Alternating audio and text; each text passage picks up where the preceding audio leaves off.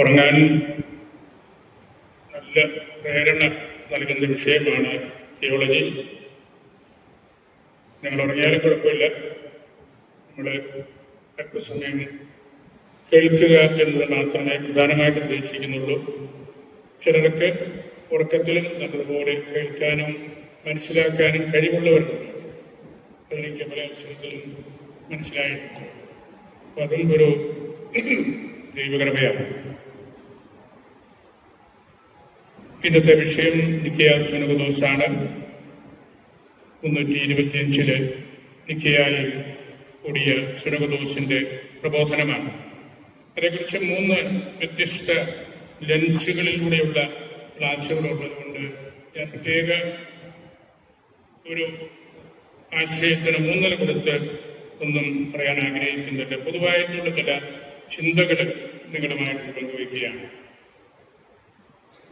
നിക്കയാ സുനകദോസിനെ കുറിച്ച് നമ്മളുടെ പുതിയ പരിശുദ്ധ പിതാവ് ലയോ മാർപ്പാപ്പ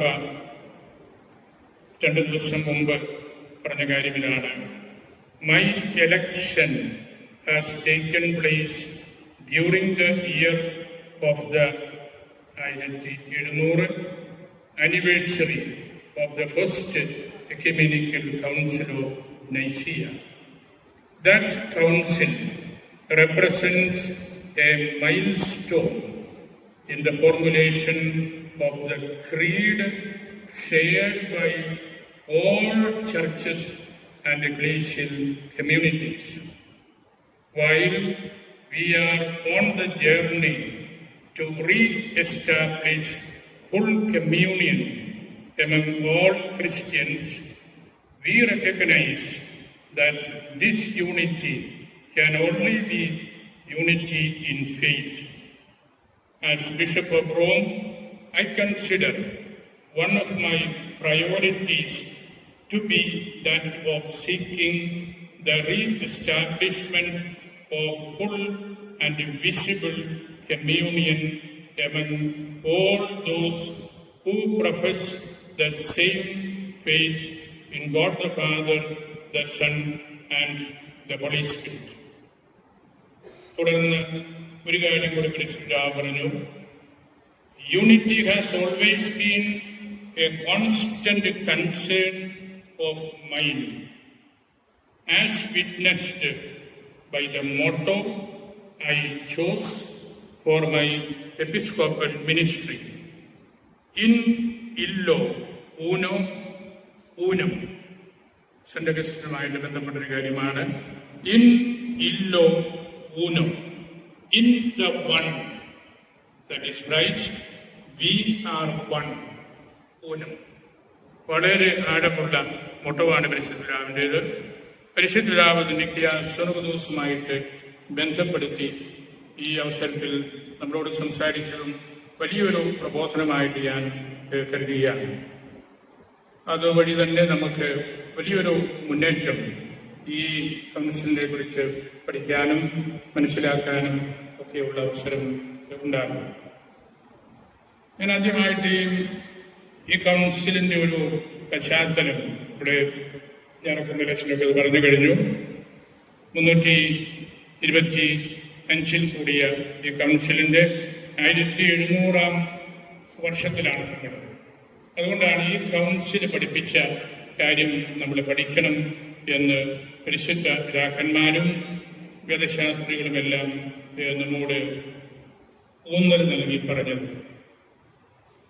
ഇവിടെ നമ്മൾ മനസ്സിലാക്കേണ്ട ഒരു കാര്യം, ഏകദൈവ വിശ്വാസത്തിലേക്കുള്ള ഒരു നിലപാട് പ്രഖ്യാപിക്കുക എന്നതായിരുന്നു. ബഹുദൈവങ്ങളിൽ ആരാധന നടത്തിയിരുന്ന ആളുകളായിരുന്നു എല്ലായിടത്തും തന്നെ.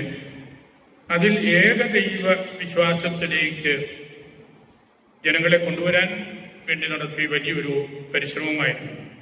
ക്രേദോ ഇൻ ഊനും ദൈവം, ഞാൻ ഏക ദൈവത്തിലേക്ക് എൻ്റെ വിശ്വാസത്തെ ഞാൻ എത്തിക്കുന്നു. അതാണ് അതിൻ്റെ അക്ഷരാർത്ഥം. ക്രേദോ, ഐ ബിലീവ്. ക്രേദോ ഇൻ ഊനും ദൈവം, ഏകദൈവത്തിലേക്ക് ക്രൈസ്തവരെ താത്വികമായിട്ട് തന്നെ എത്തിക്കാനുള്ള വലിയൊരു പരിശ്രമമായിരുന്നു നിഖ്യായിൽ നടന്നത്. നിഖ്യ കൗൺസിലിൻ്റെ അർത്ഥതലങ്ങൾ കണ്ടെത്തുക സ്വാഭാവികമാണ്, നമ്മുടെ ഉത്തരവാദിത്വമാണ്. 1700 വർഷങ്ങൾക്ക് മുമ്പ് നിഖ്യായിലെ മെത്രാന്മാർ ഈശോമിശിഹായിലുള്ള നമ്മുടെ വിശ്വാസത്തിൻ്റെ അടിസ്ഥാനം രൂപപ്പെടുത്തണമെന്നുള്ള ആ വ്യഗ്രതയിൽ നിന്നുകൂടിയാണ് ഈ സുനകദോസ് കൂടിയത്.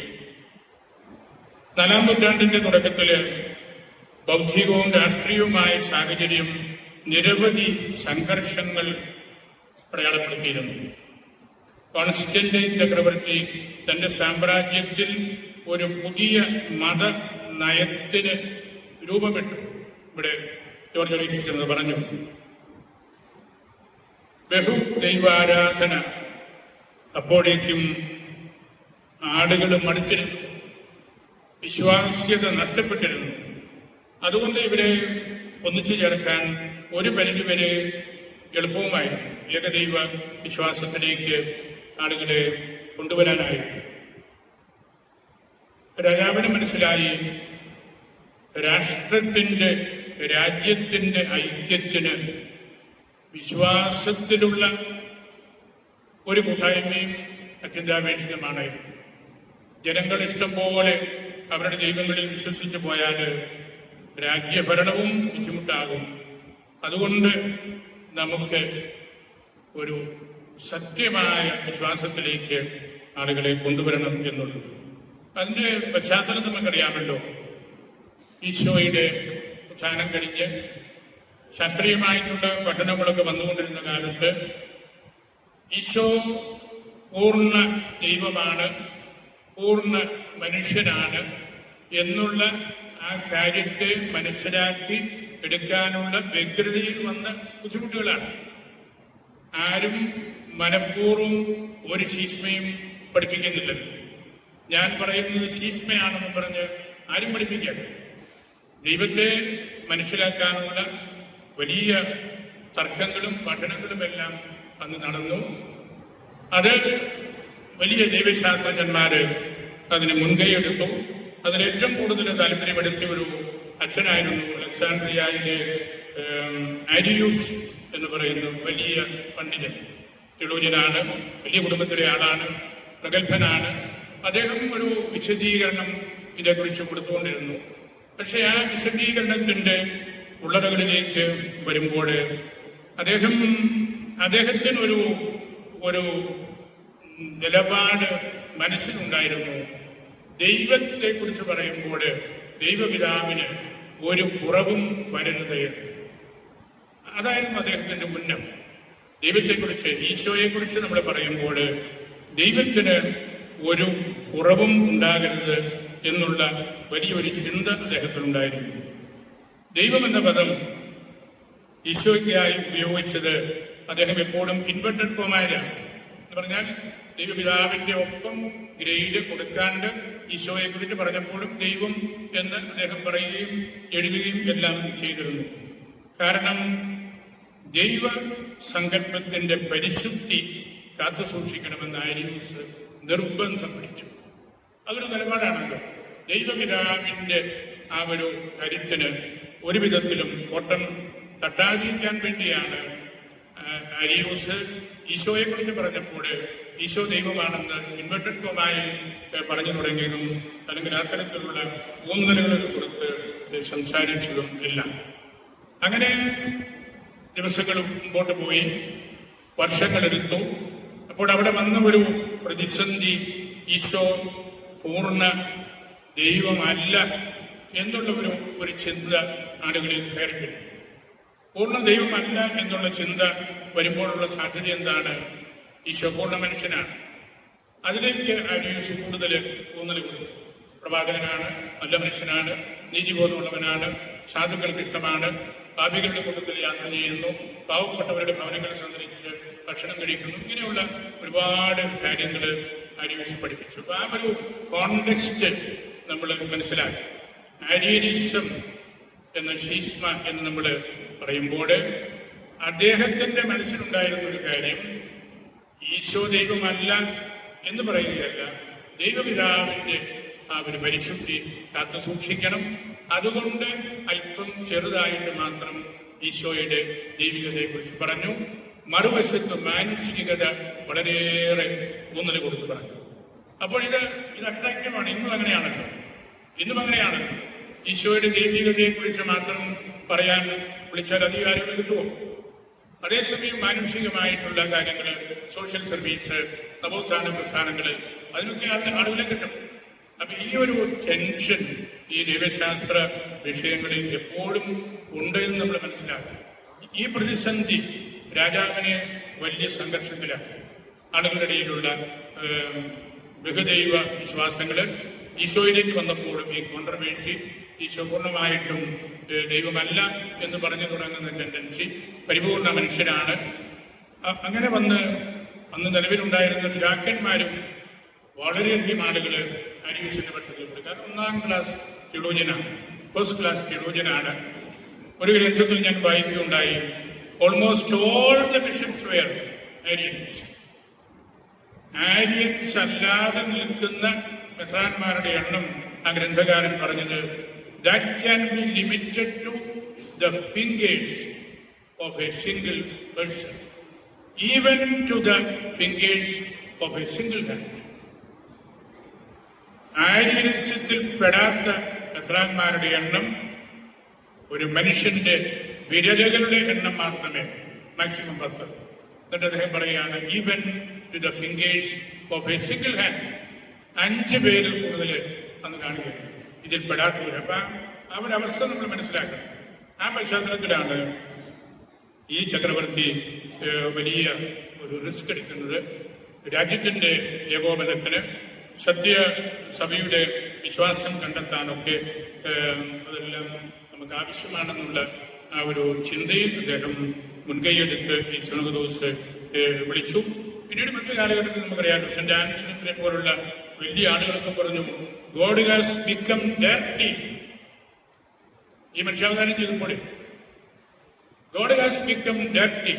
അത് ആരിയൂസിനെ കൗണ്ടർ ചെയ്യാൻ വേണ്ടിയാണ്. ദൈവം മനുഷ്യനായപ്പോൾ പുൽക്കൂട്ടി പിറന്നു, കാടകളുടെ കൂട്ടത്തിൽ താമസിച്ചു, പാവപ്പെട്ടവരുടെ വീട്ടിൽ തങ്ങി, വിശന്ന് പറഞ്ഞ് നടന്നു. God has become dirty. അത് മനസ്സിലാക്കാൻ പറ്റിയാൽ മാത്രമേ മനുഷ്യാവതാരത്തിന്റെ അല്ലെങ്കിൽ ഈശോയുടെ ദൈവികതയുടെ ആ പൂർണ്ണമായ അർത്ഥം നമുക്ക് മനസ്സിലാക്കാൻ പറ്റുകയുള്ളൂ. അങ്ങനെ അദ്ദേഹം കൗൺസിൽ വിളിച്ചു. 300ഓളം ബിഷപ്സ് ഉണ്ടായിരുന്നു. കിഴക്കൻ സഭകളിലെ പിതാക്കന്മാരായിരുന്നു. റോമിൽ നിന്ന് ഭാഷാപരമായ വ്യത്യാസങ്ങൾ കാരണമൊക്കെ ആളുകൾക്ക് വരാൻ ബുദ്ധിമുട്ടാണ്. അങ്ങനെ അതെല്ലാം ചരിത്രപരമായ കാര്യങ്ങളാണ്.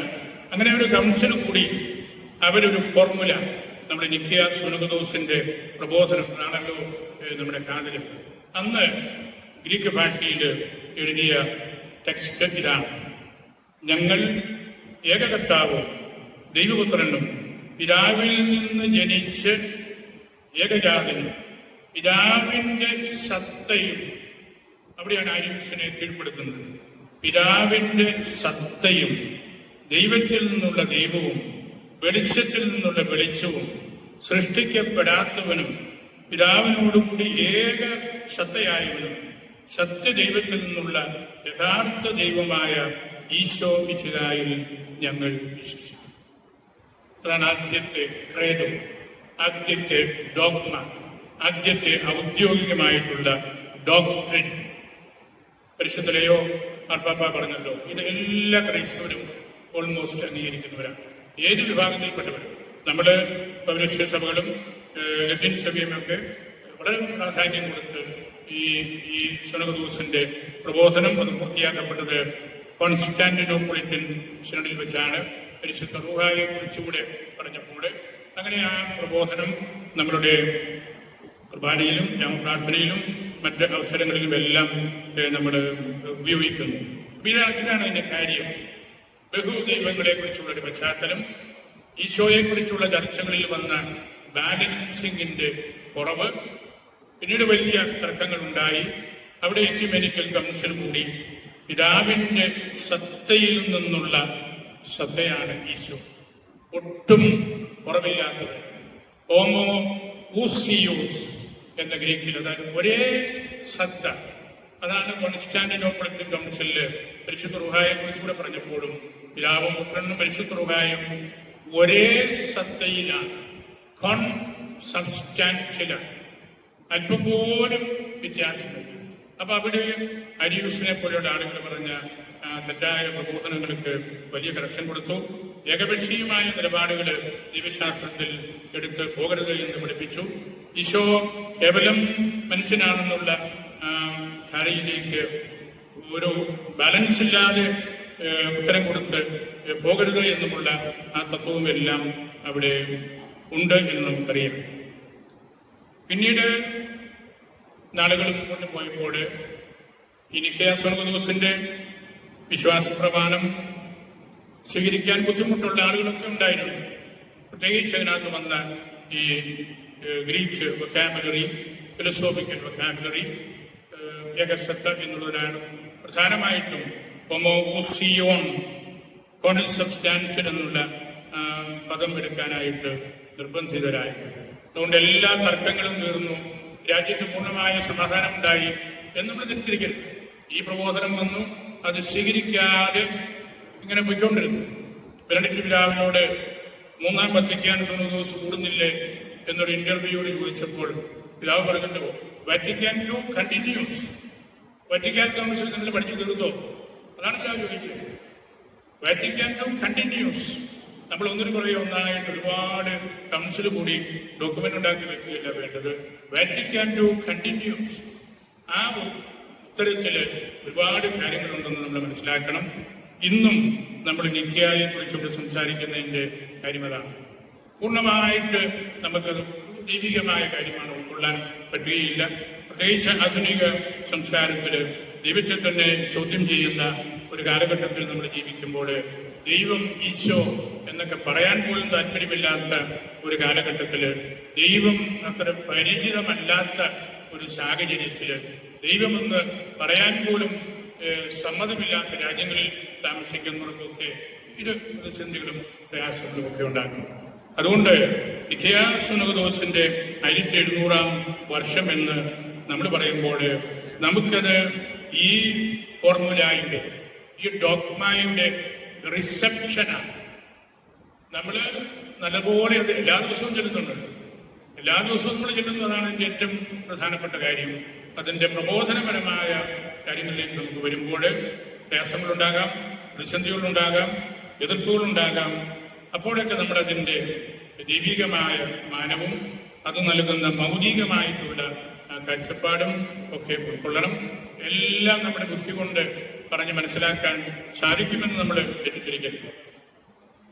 കാൾ റാണർ, വലിയ തിയോളജിയൻ, പറഞ്ഞല്ലോ, ഭാവിയിലെ ക്രിസ്ത്യാനി ഒരു മിസ്റ്റിക് ആയിരിക്കും, അല്ലെങ്കിൽ അവന് ഇനിമേൽ ഒന്നും ഉണ്ടാവുകയില്ല.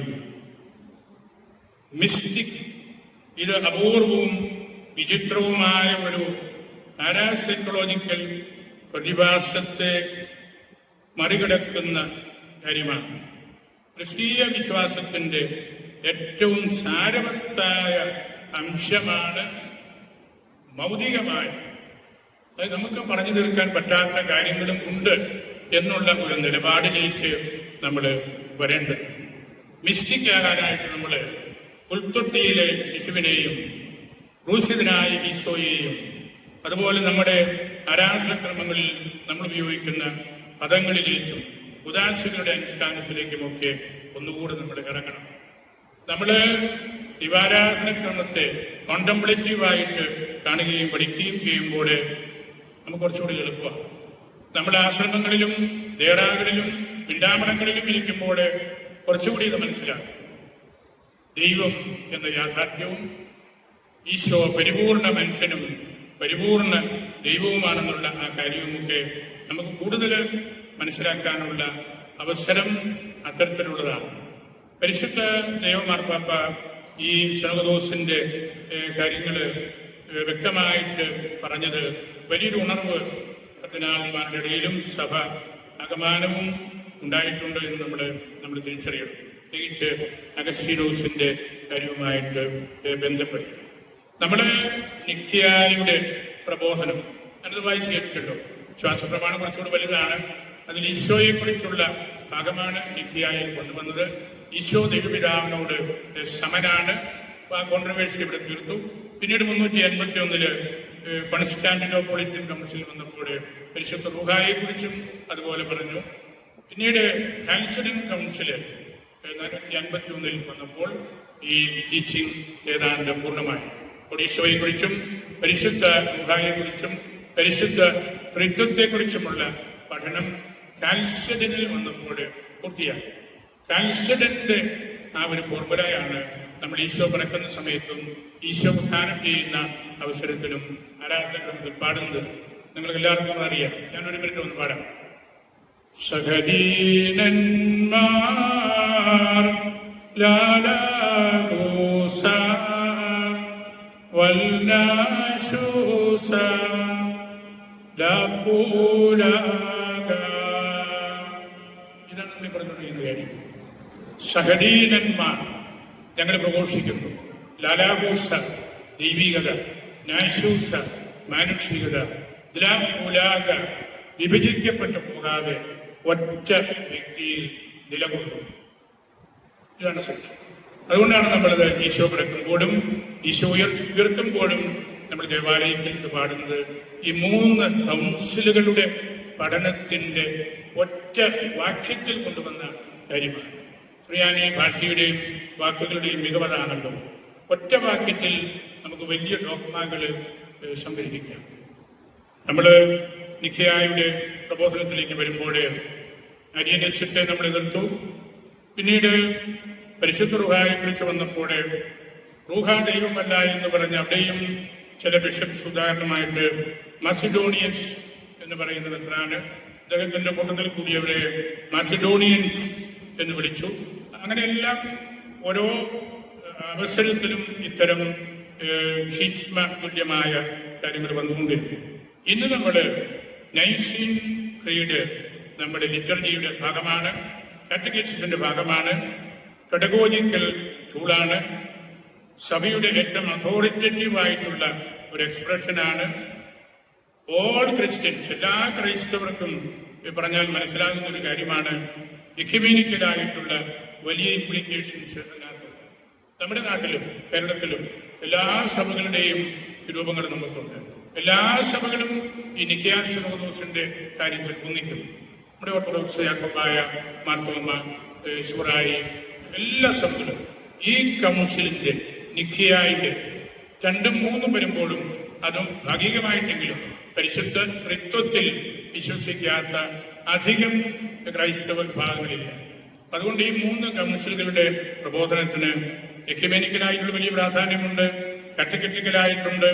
അതുപോലെ നമ്മുടെ ആത്യന്തികമായിട്ടുള്ള നമ്മുടെ രക്ഷയെക്കുറിച്ച് പറയുമ്പോഴുമെല്ലാം പരിശുദ്ധ ബെനഡിക്ട് പിതാവ് പറഞ്ഞതുപോലെ നമ്മൾ ഈ ക്രേദോ ഇത് ശരിക്ക് നമ്മൾ ധ്യാനപൂർവ്വം കോണ്ടംപ്ലേറ്റീവായിട്ട് നമ്മളെന്നും ചൊല്ലുന്ന വിശ്വാസ പ്രമാണം അത് ഉള്ളിലേക്കൊന്ന് എടുത്ത് പഠിക്കാനായിട്ട് നോക്കണം.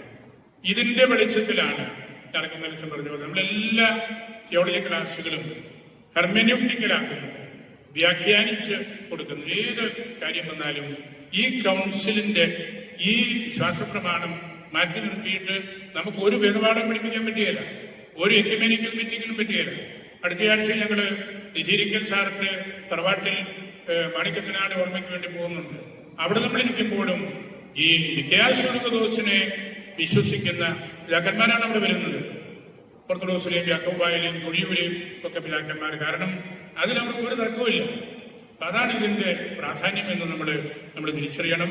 എല്ലാ ദൈവശാസ്ത്ര ശാഖകളിലേക്കും തിരിയാനുള്ള കാര്യം അതാണ്. നമ്മൾക്ക് ദേറാവിലും മോണസ്ട്രികളുമൊക്കെ രൂപപ്പെട്ടതും ഇത്തരത്തിലാണ്. പണ്ട് മോണസ്ട്രികളിലൊക്കെ വിദേശത്തൊക്കെയുള്ള, ഞാൻ റോമിനടുത്തുള്ള ചില ഗണ്ടാമണങ്ങൾ സന്ദർശിച്ചപ്പോൾ കണ്ടിട്ടുണ്ട്. അതിന്റെ ഒരു ഭാഗം സ്ക്രിപ്റ്റോറിയ എന്നൊരു വലിയ റൂമാണ്. സ്ക്രിപ്റ്റോറിയ, അതായത് ആ മഠത്തിൽപ്പെട്ട ആളുകൾക്ക് ആ മുറിയിൽ കയറിയിരുന്ന് എഴുതാൻ വേണ്ടിയാണ്, എഴുതി പഠിക്കാൻ വേണ്ടിയാണ്. സ്ക്രിപ്റ്റ് അതാണല്ലോ എഴുതപ്പെട്ടത്. സ്ക്രിപ്റ്റോറിയ എന്നൊരു വലിയ മുറി എല്ലാ ആശ്രമങ്ങളിലുമുണ്ട്. ഈ വിശ്വാസ പ്രമാണത്തിന്റെയും അതുപോലുള്ള കാര്യങ്ങളുടെയും ഒക്കെ വിശദാംശങ്ങൾ വീണ്ടും വീണ്ടും എഴുതി പഠിക്കുന്നതിന് വേണ്ടിയാണ്. നിക്കോയ സുന്നതദോസിനെ കുറിച്ച് പറയാത്ത ഒരു എൻസൈക്ലിക്കലുമില്ല, ഒരു പരിശുദ്ധ പിതാവിനെ കുറിച്ച് പറയാതെ പോയിട്ടില്ല, ഒരു ചാക്രിക ലേഖനവും അങ്ങനെ വന്നിട്ടില്ല.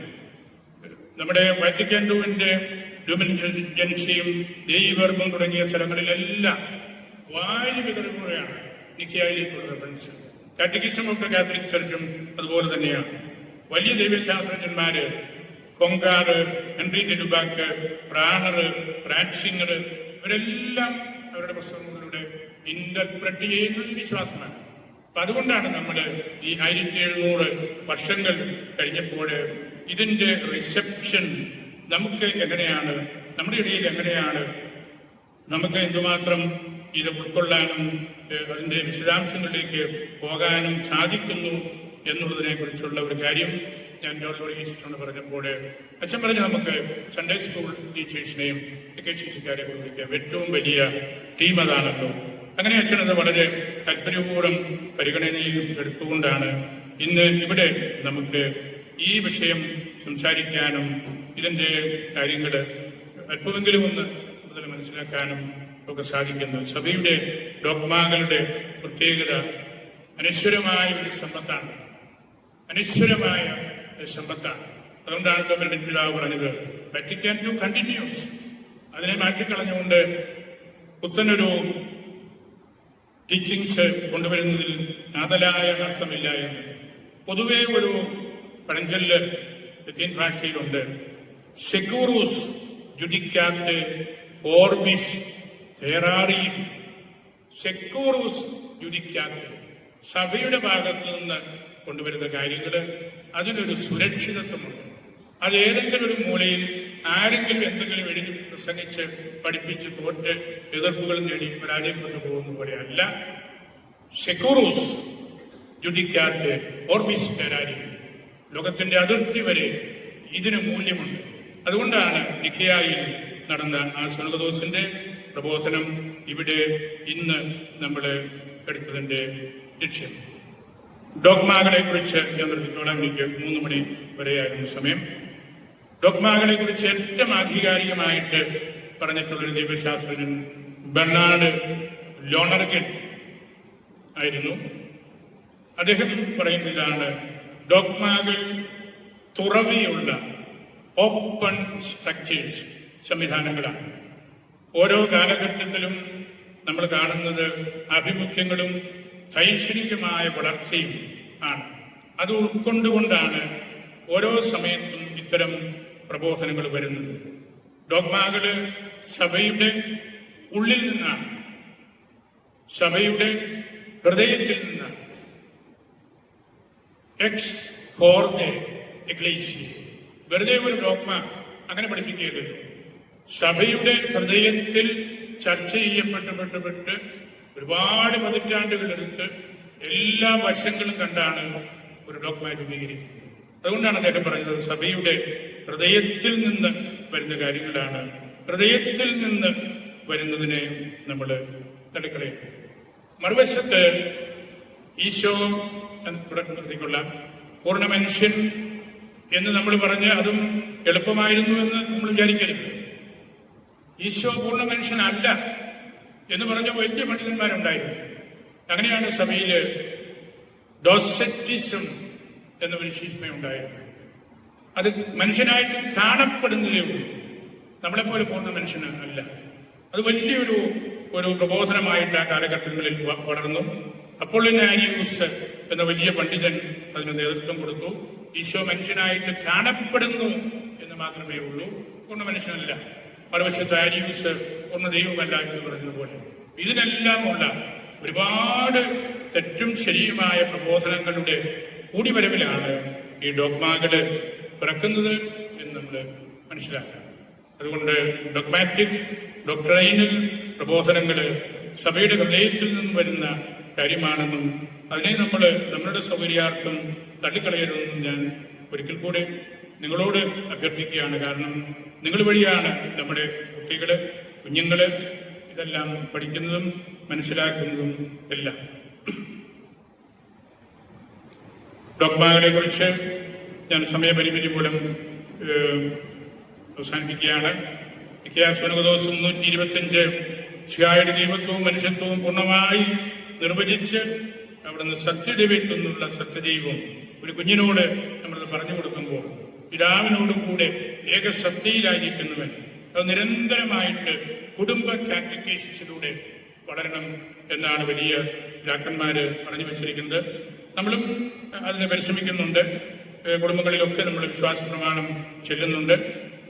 കുട്ടികൾക്കറിയാം, പൂർണ്ണമായിട്ട് മനസ്സിലാക്കാൻ ഒരുപക്ഷെ പറ്റുന്നില്ലായിരിക്കും. എങ്കിലും അത് പഠിച്ച് ആ ഒരു വസ്തുത നമ്മുടെ ഹൃദയത്തിൽ കാത്തു സൂക്ഷിക്കാനായിട്ടുള്ള പരിശ്രമം നമ്മൾ നടത്തുന്നു എന്നത് വിലപ്പെട്ട കാര്യമാണ്. എനിക്ക് തന്ന കൃത്യ സമയമായി ഞാനിവിടെ അവസാനിപ്പിക്കാം. ഇനി എവിടെയെങ്കിലും അവസരം കിട്ടിയെങ്കിൽ ഇതിൻ്റെ ബാക്കി നിങ്ങളുടെ ഞാൻ സംസാരിച്ചുകൊള്ളാം. വലിയൊരു സദസ്സാണിത്. ഹാള് നിറഞ്ഞ ആളുകളുണ്ട്. പദാധ്യാപകരും എക്കസിയുടെ ആളുകളുമാണ്. ബഹുമാനപ്പെട്ട ജോർജ് വർഗീസ് അച്ഛനും ഇസീരിക്കൽ സാറും എല്ലാം നേതൃത്വം കൊടുക്കുന്ന വലിയൊരു പ്രസ്ഥാനം. നിങ്ങളിലൂടെയാണ് ഇതെല്ലാം കൈമാറ്റം ചെയ്യപ്പെടേണ്ടത്. അതുകൊണ്ടാണ് ഇങ്ങനെ ഒരു സമ്മേളനം നമുക്ക് അല്പ മണിക്കൂറുകളെ ഉള്ളെങ്കിലും നല്ലതാണെന്ന് ചിന്തിച്ചതും ജോർജ് വർഗീസ് അച്ഛന് വലിയ നേതൃത്വം കൊടുത്തതും. നമുക്ക് ഇങ്ങനെയുള്ള പഠനങ്ങൾ കൂടുതലായിട്ട് നടക്കണം.